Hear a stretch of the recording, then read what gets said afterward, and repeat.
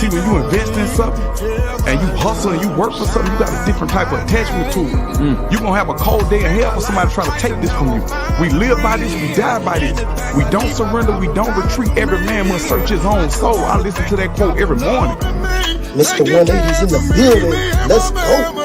We go live in 3, 2, 1.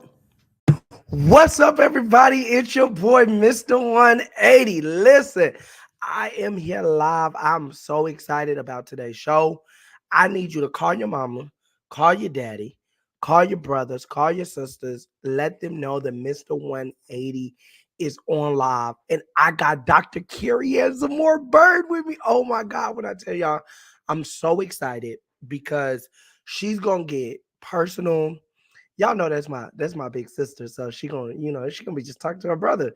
But y'all get to listen in, y'all get to be blessed, y'all get to be a part. I need you to hit that share button, hit that like button, turn on those post notifications. Hey, Auntie Cece is already on the live. Hit that share button for me, please, please, please. Listen, y'all. So I'm going to give y'all a little bit of this. So StreamYard has been giving me the hardest time. So 180 Life, for some reason, it's not linking. 180 Show is not linking. But the devil is a liar. Yeah. Oh, yeah. I had to hit it, y'all. So listen, before we get started, I have to send out a big shout out to all of my sponsors. Big shout out to my sponsors. You guys can go over to sinstyles.com. Make sure that you get all of their new inventory. I know you guys want your new t-shirts. I know you want your new gear. Go over there to sinstyles.com. It's not just a brand, it's a lifestyle. Listen, we can't stop unless we give a shout out to another sponsor, Ms. Z Speaks. Listen, she does the word of the day every Tuesday. So you guys got to go check out her podcast. It's coming to Spotify, Apple Podcasts very, very soon. I can't stop unless I give a big shout out to my guys over there at Sophomore Music Group out in Dallas, Texas. Y'all know I represent a lot of people, but these 3 companies have been sponsoring me to make sure that I stay on the air so I can bring good content from my home to you, from my office, my studio, whatever you want to call it. Listen, from me to you, I thank you so much for tuning in. I thank you for supporting our sponsors, and you make sure you go check them out. All right. So now, I'm not gonna let her sit outside long. I made my own intro, y'all, because she didn't give me a bio because like we siblings, you know what I'm saying? Like I already know, you know what I'm saying? I be working, she be working. The only difference is she be in other countries working, and I be just, here in the United States and Singo, I be putting stuff in her suitcase when she get over there, you know what I'm saying? Hey sis, don't forget about me when you're there. She has done TED Talk. She has award-winning movies.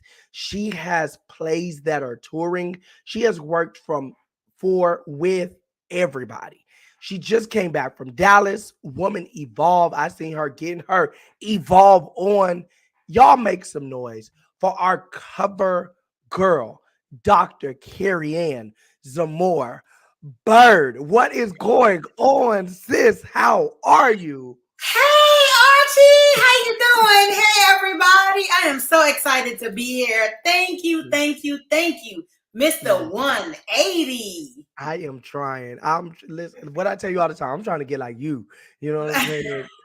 I thought my schedule was busy, but baby, I be tired watching you travel. I be like, man, and let me tell y'all, and she's still a professor and go and teach the young people. Listen. I'm proud of you, sis. I'm proud of you. Proud of you. Before we get started, I want to first drop this nugget to everybody. Y'all, October on shelves now, out now. If you do not have a subscription, you're going to have to go on over there to Amazon. Your girl, Dr. Kerry-Ann Zamore-Byrd, is leaving it all in the book. You leaving it all in the book. First off, congratulations. You look great, sis. You look great. I said, okay. Okay, boss lady. Okay. I guess I clean up kind of cute, huh? Listen. Okay, so I don't want to start from the back and work my way forward, but I'm going to start from the back. But we're going to jump back to the beginning, y'all. But we're going to start from the back. Okay. Now, every time that I talk to you, every time that we talk, you give a big shout out to the mister. So I'm going to go ahead and let you go ahead and start off. You know what I'm saying? We're giving a big shout out. To your mister. Go ahead. Go ahead. To my mister, to my honey bun, to my husband, my best friend, my lover divine, the man that God created just for me, my husband, Wow. Stephen Bird. Thank you so much for Wow. loving me. Thank you for being the man of God. Thank you just for being you. Just thank you for being an awesome man of God. I love you so much. Wow. Listen, y'all. Their story is so incredible. Hey, it's so incredible. You guys wrote a book together. Yeah. Give me the name of the book. Give me the name of the book. The I name want. of the book is Unloading Divorce Baggage, and we wrote it when we were dating. Ooh. I know. Ooh. So, okay. So, blended family, unloading divorce baggage, Yeah. unloading the past, Yes. unload while you guys were dating. Now you guys are married. How many years now? This is going on year number 4. We're still newlyweds. Okay, okay. Congratulations. Congratulations. Okay, so give me a little bit about what unloading divorce baggage is about. Right. So unloading divorce baggage. So for Stephen and I, this is both our third marriage. And he tells his own story, right? And one of the things that we realized in coming together is that we had to be intentional about our relationship. We had to be intentional about unloading all of the crap, the hurt, the trauma, and all of it really sums up to what we call baggage. So it's really had to go deep into our lives, even into our childhood, and things that had affected us that we never properly dealt with. And we talk about that there are things in your relationship that you never properly deal with, and you carry it from relationship to relationship. And I'm not even talking about romantic relationships. I'm talking about even friendships, that you're carrying this baggage and you're expecting somebody to show up the way you imagined, but it's not necessarily who they are. And you hold people hostage to an image. That's all baggage. And so the book is literally going into the depth of your emotional, mental, spiritual life Yeah. and unload all of that crap so Wow. that you can be who God designed you to be, so that you can live purposefully. And then you can live more abundantly when you Wow. unload the crap, the baggage of Yeah. your life. Yeah. Wow. Wow. Yeah. Listen, y'all can go get that on Amazon. First off, happy belated birthday. Everybody, listen, Thank shoot them hearts, y'all. Shoot them you. hearts. Happy birthday to you. Happy birthday to you. Happy. Okay, I gotta stop there. Y'all know my voice. Let me say my voice. Blame it on the voice. Listen, I gotta sing on Sunday. But Thank listen, you. happy birthday. I'm Thank so you. proud of you. Let's jump back to the beginning because before we talk about all the accolades, I tell people this, and I'm gonna let you tell your story. When it comes to 180 Life, people wonder how you can go so hard. People wonder why Dr. Zamore goes so hard for the foundation, for being an author, for being a playwright, why Mhm. you go so hard at it, and you will never understand. Right.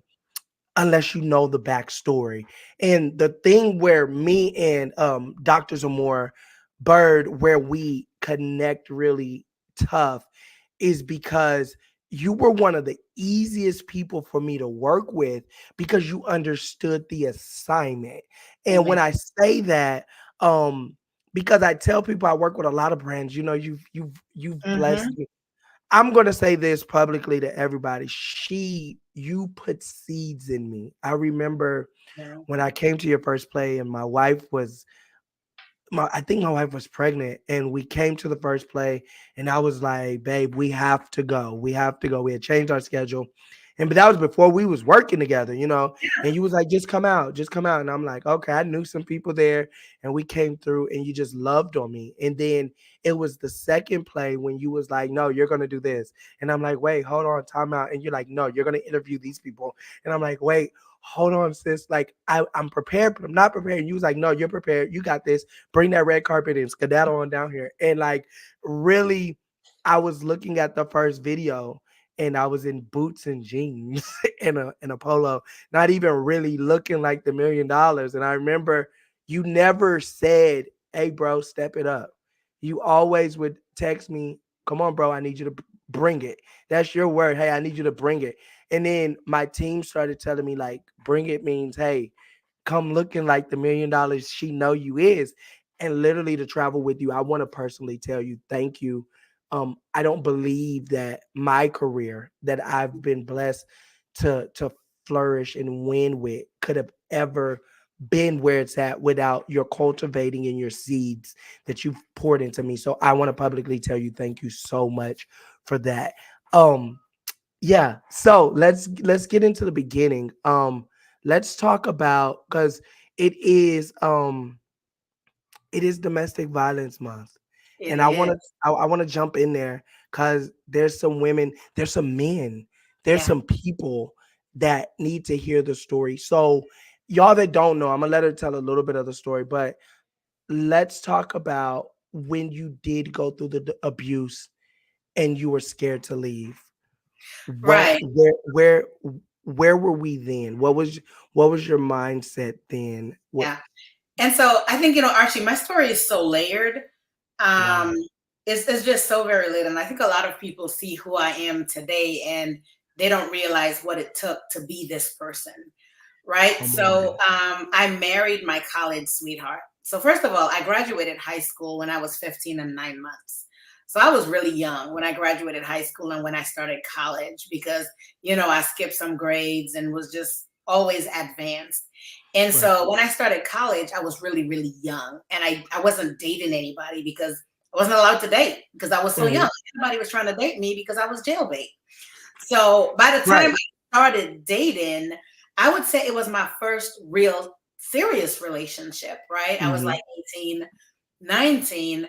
And what immediately happened, which is what happens with domestic violence, is isolation, right? Is that he Mhm. bombed me. He loved me so much and so hard. Like, I just love you. You're it.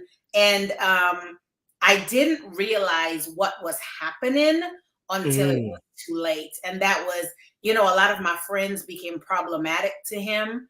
That Mhm. is, your friends are jealous of you. And, I think your friends like me. And it was always something. So I began to distance myself from my friends. And before I knew it, it was just him and me. And he was like, this is how it's supposed to be because I love you that much. But Mhm. all of my supports were gone, my friends, my family. Wow. And he was like, well, let's get married. And I remember thinking, oh, this is a little fast and this is a little weird and Yeah. this is a little wrong. And then I just remember him just really insistent. And I mean, we went through some ups and downs. But one of the things that he said, he was like, well, if you don't marry me, I'm just going to break up with you. And not having experienced relationships, I didn't know what all of that was. And I'm like, well, he loves Wow. me. He wants to marry me. So Right. right. So by the time we got married, Archie, I would say there was the isolation and there was always verbal abuse. So there was, Mhm. and one of the things that we have to do is define what domestic violence is. Domestic violence is not just hidden. And a lot of people think that it is hidden. Domestic violence is it's isolation, it's emotion, Mhm. right? It's tearing somebody down verbally and emotionally before Mhm. you even lay hands on them. And that's what was essentially done in my relationship. And before I Mhm. knew it, I was married with two kids, and Wow. and we were a military family, right? Because Wow. he decided that he was going to join the military. Then after that, it was like, how do I get out of this? Right. Right. And so, and this is the sick part. I remember going to pastors, Archie, and having conversations with them about the toxicity in my marriage. And I was always met with scriptures about submit, Wow.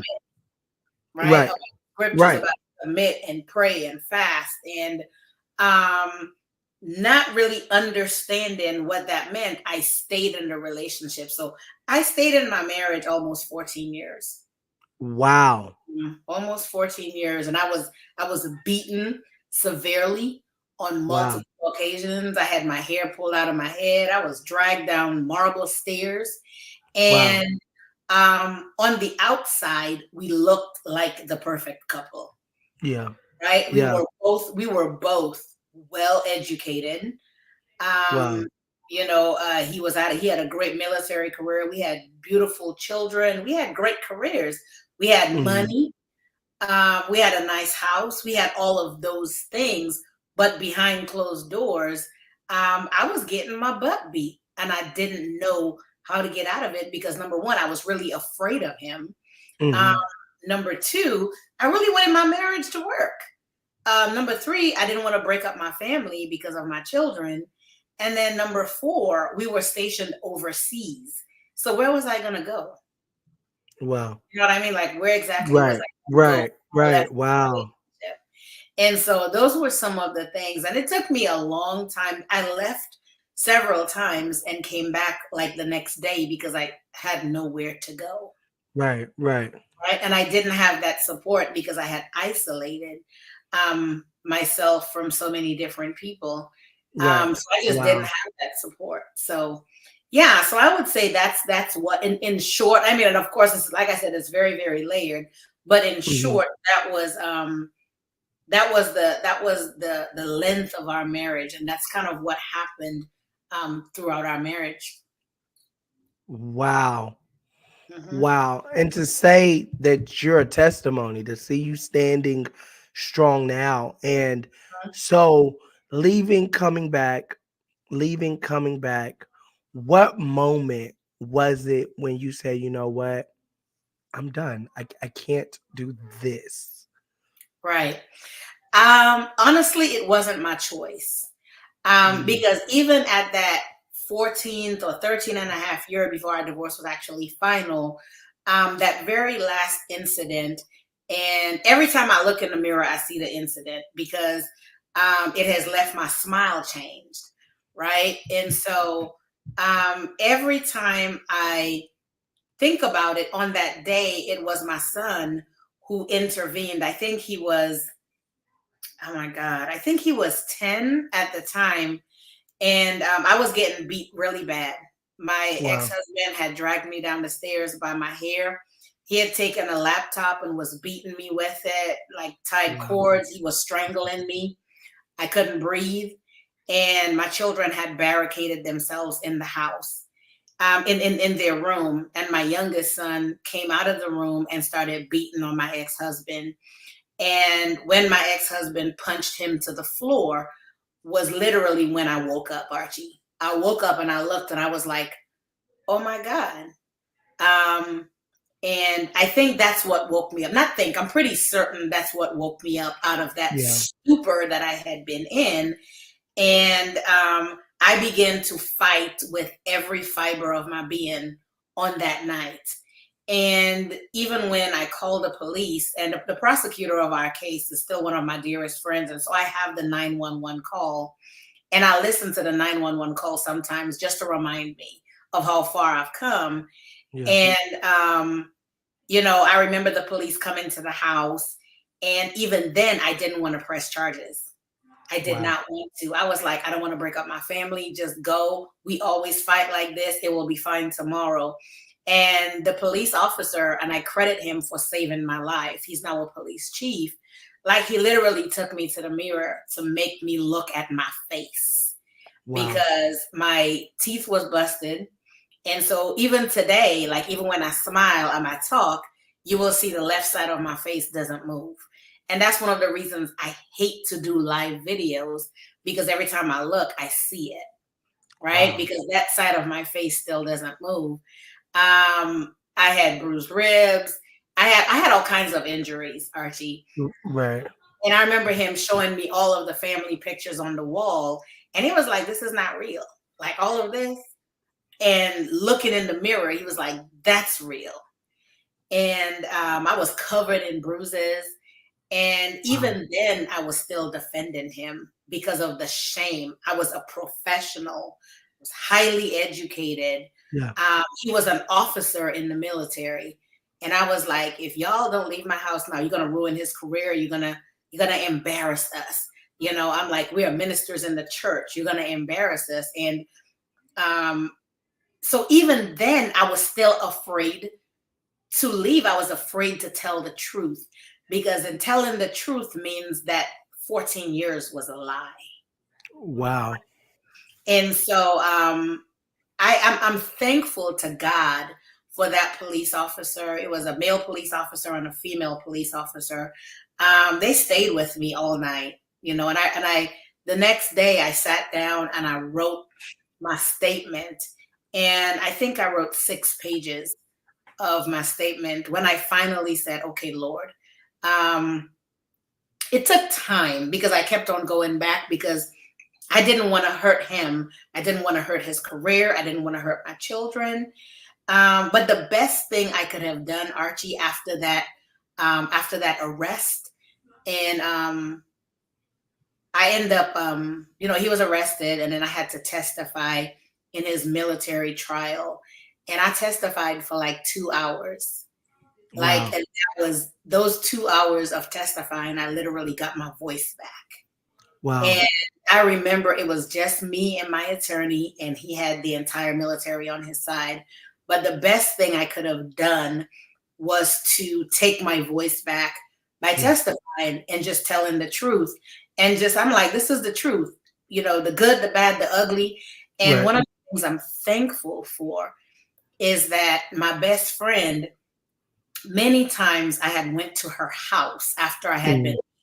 She tells a story of when we lived in Alaska. I went to her house. It was in the middle of the night, and all I had was my pajamas. My kids were in their pajamas with no shoes, and we drove to her house with nothing because he had beaten me and kicked me out of the house in Alaska in the middle of the winter. And I remember ringing her doorbell, and she never asked me a question. She just opened the door, gave me a blanket to go lay down with my kids. And that was it. And she said, when you're ready, I'm here. And I think that's the absolute best thing that you can do for a victim of domestic violence. When a victim is ready and they speak up, listen, believe them. Don't call the batterer and try to argue with them, because you make it more dangerous for the victim. Right. Every time somebody intervened on my behalf, I got my butt beat. And that's one of the reasons I hated my birthday, because my birthday always reminded me of every blow that I got. I got the worst beatings on my birthday, and I hated my birthday for years. And so I made a reel earlier when I said the first time I really celebrated my birthday was my 45th birthday.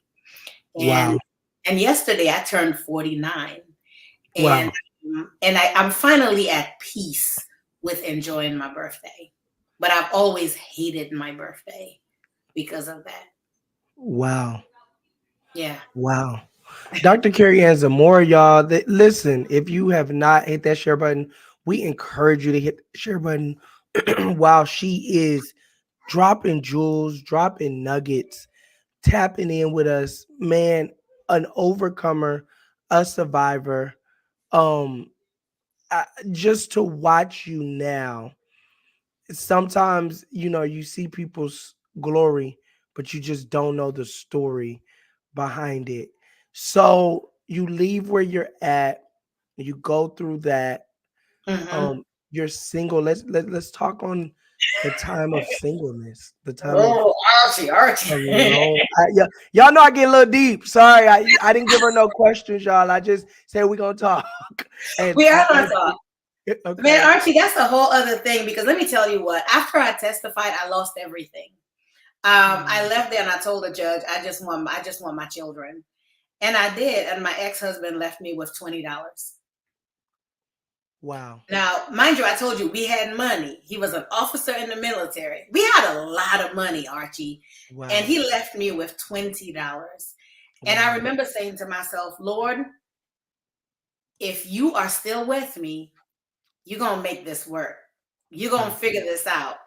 And I remember at the time I had $20 in a house, and the judge was like, you have the house. And I was like, I have the house, but I don't know how I'm going to pay for it. Right. You know, I don't want to pay for this house. So that doesn't make It doesn't make sense, but I'm so thankful to God. And I write this in my book, in the story called Shattered Pieces. And one of the things, I was driving around after testifying, and I was just like, okay, Lord, I need a job. And I got a job, and it was in DeSoto, Texas. And I live in Central Texas, and DeSoto, Texas is 2.5 hours away. And I used to drive to DeSoto every day to get to work. And I literally was on that job for a week, and I was just driving around the neighborhood, Archie. And this is my singleness. I was about 6 months single, driving around in the neighborhood, and I saw a house. It was a brand new house. And I walked into that house because it was, hold on. Before I walked into the house, I pulled up to the driveway, and I was just looking at the house. And somebody pulled up behind me, and she said, "Do you want to see the house?" And I'm like, "Yeah." And I thought she was the realtor because she had the signs. So she let me into the house. And I was walking around the house, and I was like, this house is perfect for me, Lord. And I said, but I ain't got no money. I just started a job I've only been on the job a month. And I told her that. I said, I would love this house, but I don't have any money. And I've only been on a job for, a week. And she said, well, we're the builder. And I went to her office. I'm going to fast forward. I went to her office. Not only did I get the house with only being on a job for 1 week, I got the house, and they waived my mortgage for the first 6 months. And so, and that house was a beautiful, it was a beautiful blessing for me for many, many years. And so I thank God for that. I remained single for about 4 years, and then I'm remarried. And then that marriage didn't work out because I was not completely healed. And so I married in my pain. I married. Let's talk there now. Let's talk about that, moving without complete healing, moving without in pain. Yeah. How does that look? How does that feel? And as you said, it didn't work out. I thought I was healed because I did everything. I did everything that I was supposed to. I did it, I did everything that I believe I was supposed to, except I didn't go and dug the baggage that brought me to why I married my first husband. So what I did is that what I did was unload the baggage from my first marriage.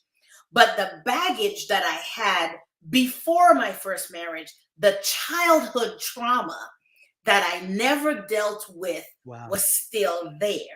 Yeah. So I married someone without dealing with some of the childhood trauma, that trauma of rejection, that trauma of lack of acceptance, that trauma of fear of being alone, fear of people.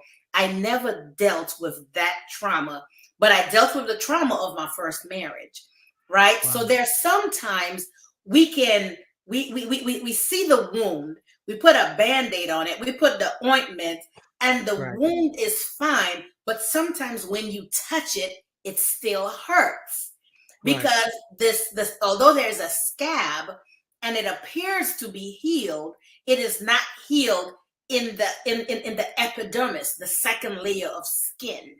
Wow. Right. And so that's where I was. And so literally that second marriage, I did everything so holy. I brought him to the church. I introduced him to all the elders, the deacons, and everything was so holy. And immediately they were like, God said that you should get married. And I was like, okay, I don't feel that in my spirit, but you must be right because you are a voice of authority. Right. And I got married, and they always say, when you say I do, you find out what you did. And I did immediately. Okay. Immediately. And I was like, ooh, I don't think I made a good decision, but I'm going to have to stick with this because I'm saved, I'm sanctified, and I'm Holy Ghost filled. And so this is the church. So I'm going to just pray for it to be what it's not. Wow. And it never matriculated to that because it was not who God had for me. And he knew that. And I thank God that was something I was able to get out of immediately, Wow. and really heal. And so that's why and after that marriage, and it wasn't an oops, it really, I made a bad decision. I made a bad decision out of fear and out of pain. Okay. But I thank God for the blessing that came from it. And it's not something that I'm ashamed of. Mhm. And so one of the things I did after that was did intentional healing, was literally going back and say, what are some of the mistakes? And in that marriage, there was infidelity on his part, and then he just left because I prayed a very intentional prayer. I said, Lord, I thought I did this with you, Mhm. but now I don't know what to do. I just need you to intervene. And I Right. said, I'm willing to stay as long as you're willing to stay in this. But Wow. in that marriage, he literally said that he no longer believed in the same God that I believed in.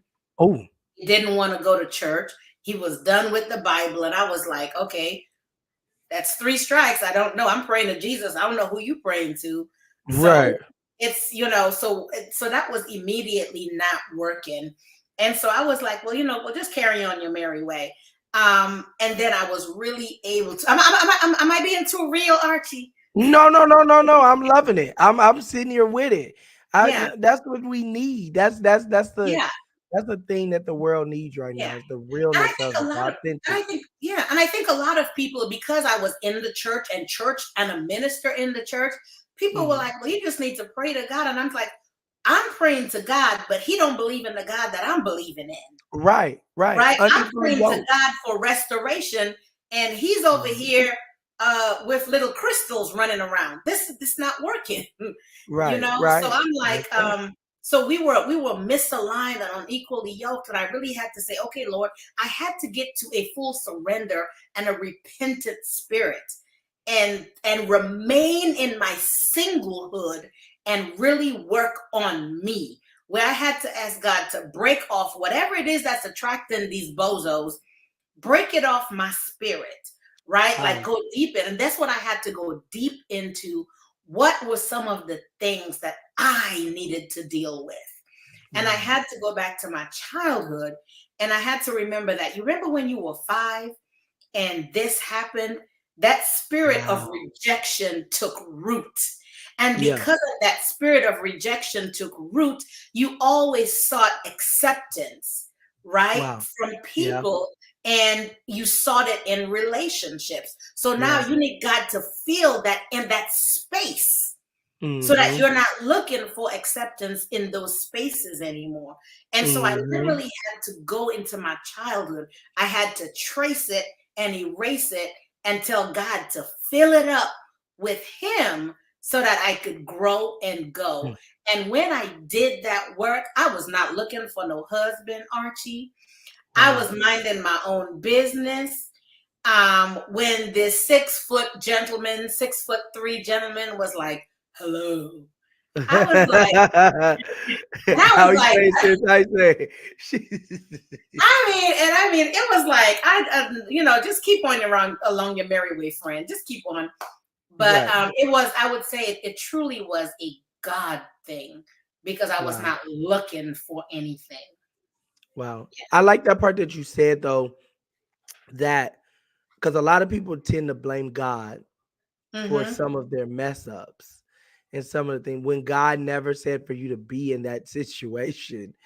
And so to hear you say, hey, I had to look at myself and still go to God and be like, okay, Lord, yeah, I made this mistake. Yeah, I got myself here, but now I need you to help me get up out of this. Yeah. And some yeah, yeah, Auntie, like Cece Gobble just said, sometimes it's us, Yeah. sometimes it is us. And to hear the recovery, Yeah. the restoration. And one thing about it, one thing I love about the Lord is he'll never take his hands off of you Yeah. to keep you, through all of this, to keep Mm-hmm. your children, you know what I'm Mm-hmm. saying, to keep you in perfect peace. And of course I know it was some valleys and some highs and some lows, but to keep you. Yeah.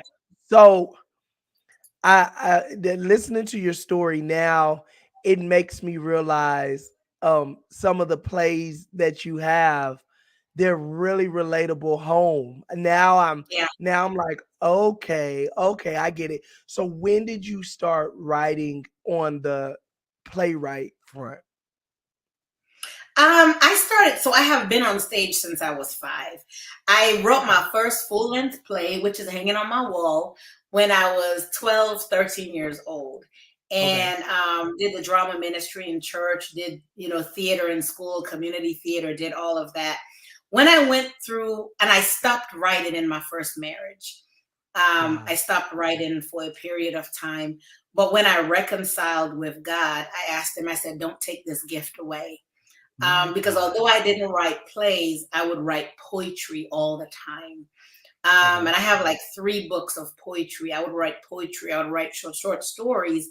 And I began to develop those short stories into plays because I've always prayed, Lord, please don't take the gifting that you have given me. Don't take the anointing from me in my Wow. sin. Has been Yeah. my constant prayer. And so writing is cathartic for me. Writing is healing. I find that this is how I reach people. I am able to tell people my story through writing, but even meeting people who have the similar stories, I'm just like, I am able to reach people and tell people I've been there. I have been Yeah. broke. I have been depressed. I have been in a space where I didn't want to live. You think Yeah. these coming from these marriages and losing everything, like there was space times I was sitting in my closet and just saying, Lord, I don't want to wake up. But it was Wow. like, but he would say to me, my grace is sufficient. My grace is My sufficient. And I'm like, God. God, I don't want to. And I remember one time my son was banging on the door because I did not want to wake up. And God was like, just stay with me. And so that's something I struggled with. I struggled with depression. I struggled with just losing myself and poor self-esteem and just like, Lord, how did I end up here? But one of the things God told me, he said, if you stick with me, you will have life and you will have life more abundantly. And Yeah. so I thank God for everything that I went through. And it sounds crazy, but I thank him for the domestic violence because from that, a ministry was birthed where I'm able to minister at a different level to people who I know are victims, who are Right. in this situation. Yeah. I didn't talk about sexual molestation in my childhood. I thank God that I went through it because Wow. now I'm able to minister to people who have been through it. Yes, I ma'am. thank God for the depression because now I know what the other side of it is like. My God. So I thank God for every one of those valleys because I see the mountain. And I thank God when things didn't work out. I thank him for the broken marriages because now I know how to appreciate the man of God that I have. Wow. Right. And I'm able to minister to people who are going through that. And so I'm not in a place of sadness or regret, but I'm in a place of gratitude. And I thank Amen. God Yeah. that He's given me the strength to go through it because on this side of abundant is wonderful. It It is is. wonderful. And I thank God that He gave me the strength to go through it. Wow. Yeah. Wow. And to be able to go through it, come out, not look like what you've been through. Yeah. Um, you're touring and just again, I think I've been to 5 plays, 4 or 5. And Mhm. now I even understand it more to be like, oh, because they're well written. You're in film, you're in plays, you're in entertainment. So now on this side of glory, seeing all the people that are like moved, not only just by your story, but by the plays, by everything that you're doing. How does that make you feel? Um, Gosh, Archie, I see God. Wow. That's what I do. I see how God had his hand on me Yeah. every step of the way. That's Wow. what I see. When I see the audience, and I always say when I see the audience, Whether it is 300, 500, or whatever, I see the thousands and I know it's coming. And I'm just like, I'm waiting for the manifestation of what God said. And so I see it, I believe it. And I just see how God has his hand on me. And the latest play that we had, Deadly Sins, is my story. It is my second marriage. We were active we were doing well. The plays were good, the business. We were touring. And I remember coming home one day to pictures with him and another woman that I knew that was in our circle. And he said to me, because you're so busy serving God and doing all of this, that's why I cheated. And I was like, God, are you serious? And that's literally what Deadly Sins is, how easy it is to slip. And I literally was at the point where I said, you know what, I forgive you. I just cannot continue this journey with you. Because God has more for me. I ain't go through 14 years of abuse to start again with somebody abusing me. Right.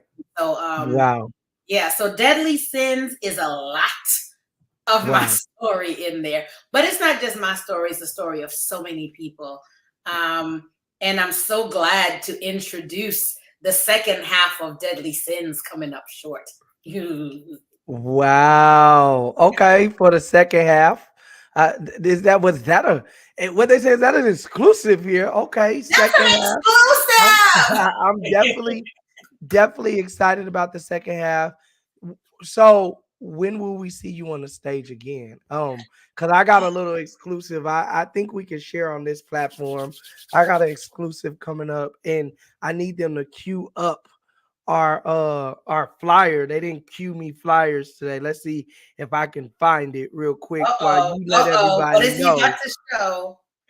Let's see. Hold on. Let's see if we can get it up while we're waiting on the flyer to queue. Hold on. Let's see. I think we got this one. Here we go. Oh Lord, what is He about to show? We're going to drop this one. So the question is, when will we see any plays again? The plays are coming up again. We're actually about to Archie, another exclusive. We're about to have a casting call. So we're gonna have a major casting call to fill some roles for Deadly Sins, and the second part of Deadly Sins called Consequences. Archie, can I drop another thing? Can I tell him? I'm ready. I'm definitely ready. I think you can. I think because I think I'm trying to queue up the right. What are you gonna queue? Let's see if we on the same wave. You tell them. Let's see. I'm having a hot flash. Let me see what you're queuing. Let's see. Hold on. There we go. It's dropping. It's dropping in there. So I'm excited about everything that's going on for sure with you and everything. There we go. It is queuing up now. If you missed Deadly Sins, I believe this is one that you can check out. Check this out.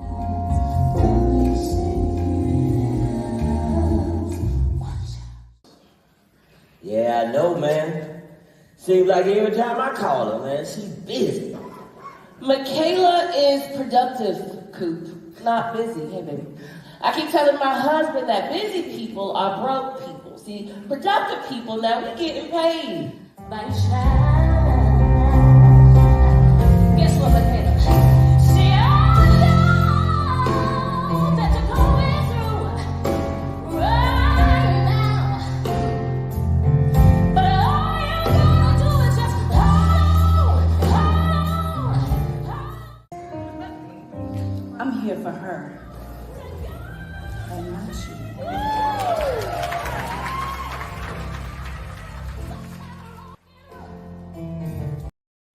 Listen, that was an old promo, y'all. I did say Dallas, and we move into. But if you heard those wonderful vocals, those vocals was none other than the lovely Miss CC Godbolt. Big shout out. Okay, wait. Let's see. Wait, I think it's blinking on the screen. It is. I'm gonna let you give the exclusive, and I'm gonna just cue music. That's what I'm gonna do. Ooh, actually, I'm having a hot flash. Okay, so the exclusive is this.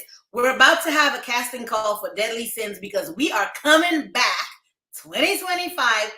Don't have a date yet, but we will tell you when. And we want you, if you want to audition, if you want to be on stage with CC Godbolt, okay, and hear the vocals up close, then you have to audition. We're about to drop we will drop the flyer when it's coming out. But there's Archie, I gotta come back and give the exclusive about Deadly Sins, what we're gonna be doing with it. But in the meantime, coming up in February, we have a gospel concert, Unified Praise. Hey, Super excited. We're gonna have Titus Showers, CC Godbolt, Miss Crystal Aiken herself, the one and the only Joe Kia, as well as Lavalis, a sensational gospel rapper. We're super duper excited. Tickets are on sale now. Get your tickets, lock it in, and come through. Listen, I'm so excited. I'm so excited. It's going to be epic. Everybody, February 21st, 2025. Y'all already know I'm gonna be in the building. And I'm capturing everything. Y'all know I'm gonna have my cameras in hand, people in hand, team is in hand. Get your tickets, get your tickets, get your tickets, get your tickets. Tell somebody that February 21st, again, I'm putting it on the screen, February 21st, 2025, 7 p.m. We are starting on time. On time. But when I tell you it's going to be life-changing, it's going to be life-changing. And guys, okay, so tell everybody where they can connect with you at Big Sis. Let them know. Right. So you can connect with me. You can get your tickets on kzamore.com. You can also get your tickets on eventbrite.com. You can connect with me on my website on kzamore.com. You literally can just click contact me and it comes directly to my email. And I actually do respond. My team actually responds to you. So you can meet me there. So get your tickets. See you there. You can follow me on Instagram, Dr. Kerry Zamore.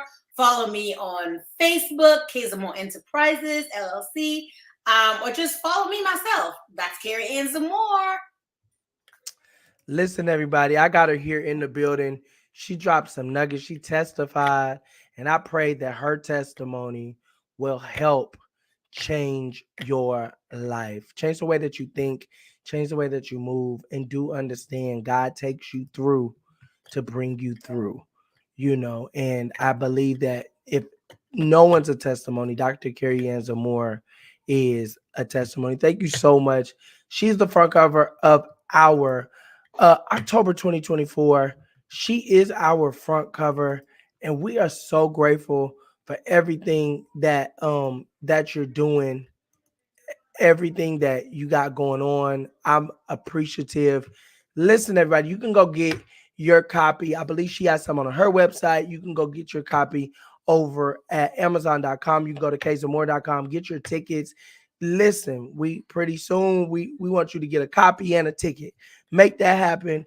We are changing lives. Part of the proceeds do go to the nonprofit organization to help give back to those domestic violence survivors, because we want to make sure that if you want out, we can help. Listen, it's your boy, Mr. 180.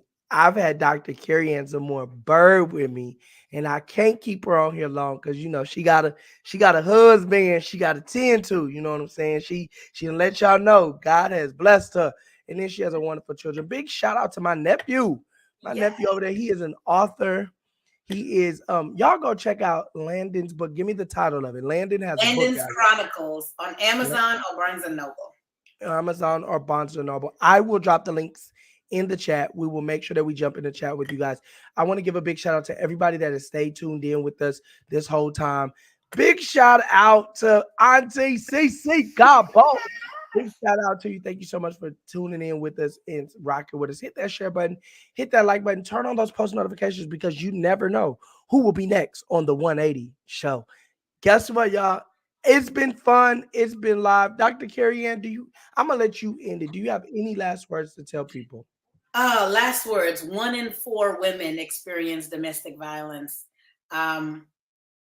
if you are a person and you're experiencing domestic violence, you don't have to be hit to be a victim. Domestic violence is verbal, it's emotional, it's financial, it's isolation. You don't have to stay in there. I want you to find your local domestic violence shelter, or you can call the Domestic Violence National Hotline. Archie will go ahead and put that number in the link for you. I want you to get help. I promise you, that is not God's plan for you. You don't deserve it. And so if you are someone who are a victim of domestic violence and you need help, get out. Get out. It doesn't get any better. If your batterer doesn't get help, it doesn't get any better. It's not something you're doing wrong, and it's not a defect in your marriage or your relationship. You can't stay for the children because domestic violence hurts your children.